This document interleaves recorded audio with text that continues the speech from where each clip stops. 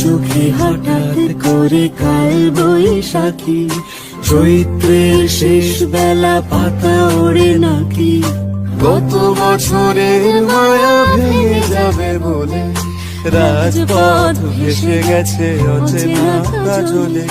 তুমিও অঝরে তাকে শুধু ভালোবেসো।